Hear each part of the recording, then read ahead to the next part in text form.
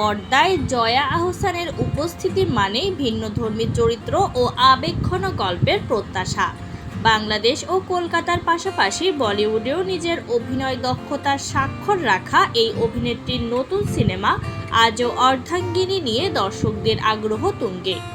শুক্রবার ২৬শে জুন প্রকাশ পেয়েছে সিনেমাটির বহুল প্রতীক্ষিত ট্রেলারটি নিজের সামাজিক যোগাযোগ মাধ্যমেও শেয়ার করেছেন জয়া আহসান।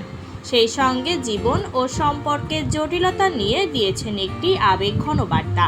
পোস্টে জয়া লিখেছেন, জীবন কোনোদিনই সরল ছিল না, হবেও না। তবু সমীকরণ বদলে বদলে নতুন করে বাঁচার স্বপ্ন দেখতে চায় মানুষ।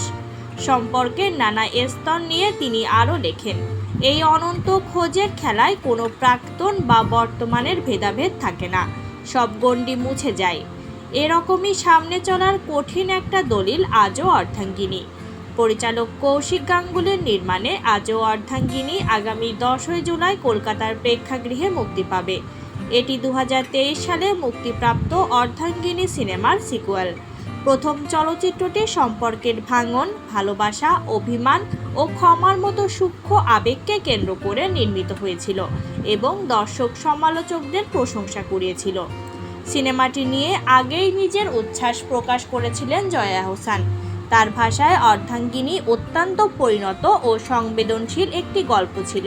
সেই গল্পের পরবর্তী অধ্যায়ে কাজ করতে পারাটা আমার জন্য ভীষণ আনন্দের।